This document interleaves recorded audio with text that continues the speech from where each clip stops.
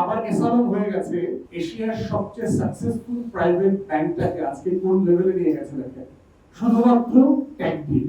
এবং দেখেন কি প্রসেস করেছে, যে এইটা জামাতের ব্যাংক, এইটা জঙ্গিদের অর্থ দেয়, এইটা মৌলবাদীদের মদত দিচ্ছে, এটা দিয়ে বাংলাদেশের জঙ্গি উত্থান হচ্ছে।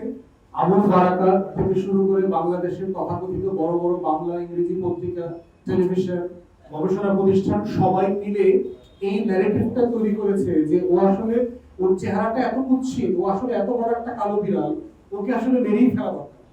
এবং এই সম্মতি উৎপাদনের মধ্য দিয়ে আমরা দেখেছি যে বাংলাদেশে কিভাবে ব্যাংকিং সেক্টরে ফ্যাসিবাদ তৈরি করেছে, আর্থিক ফ্যাসিবাদ কায়েম করেছে এসালম, অলিগার্ক, আওয়ামী লীগ সবাই, আবুল বারাকাত কম, পত্রিকার সবাই মিলে। তো সেই জায়গা থেকে আমাদের আকাঙ্ক্ষা ছিল যে বিএনপি এখান থেকে উল্টা পথে আসবে, সংস্কারের পথে আসবে।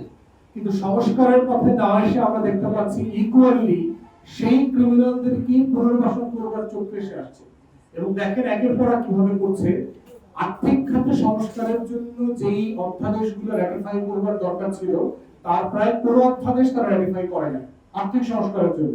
রাজস্ব থেকে শুরু করে আপনার ব্যাংক রেজুলেশন আইন, এটা না করে যেটা করেছে সংশোধন করে এই এসালনদেরকে এখন ফিরাই নিয়ে আসার চেষ্টা করা হচ্ছে। ব্যাংকিং খাতে একের পর এক যে অ্যাপয়েন্টমেন্ট দিচ্ছে, দেখবেন যে গত কদিন আগে এমডি থেকে শুরু করে অনেক কর্মকর্তাকে সরাই ফেলছে, সরাই নিজেদের লোক বসাচ্ছে অথবা এসালনের অ্যাপয়েন্টমেন্ট বসাচ্ছে। এবং দেখেন সেন্ট্রাল ব্যাংকের গভর্নর থেকে শুরু করে এই কাজগুলো করছে। এইটা করে সে তো আসলে অর্থনীতি চালাতে পারবে না।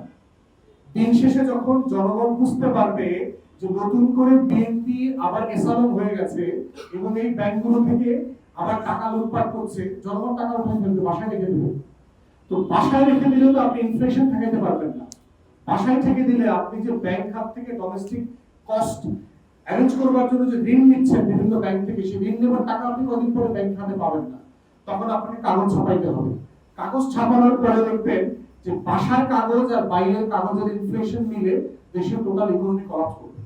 তাহলে বিএনপি নিজের বুঝ যদি না থাকে, যে কমন সেন্স, যে আমি কেন আমার হাতে পায়ে কেটে রক্তক্ষরণের ব্যবস্থা করছি, এইটা অন্য কাউকে বোঝানো সম্ভব হবে না। এবং আমরা আশা করব তাদের কমন সেন্সিয়াল রিটার্ন, এবং তারা সিরিয়াসলি যারা যে বাজে কাজগুলো 3 মাস করেছে আর্থিক খাতে সেগুলো তারা ইউটার্ন করবে, সেগুলো সংস্কারের পদক্ষেপ নেবে। এসালনকে ফিরায় নিয়ে আসার ইনডাইরেক্টলি হয়তো অ্যাপয়েন্টমেন্ট হচ্ছে, এই অ্যাপয়েন্টমেন্টগুলো বাদ দিয়ে পেশাদারিত্বের ভিত্তিতে ব্যাংকগুলো চলবে।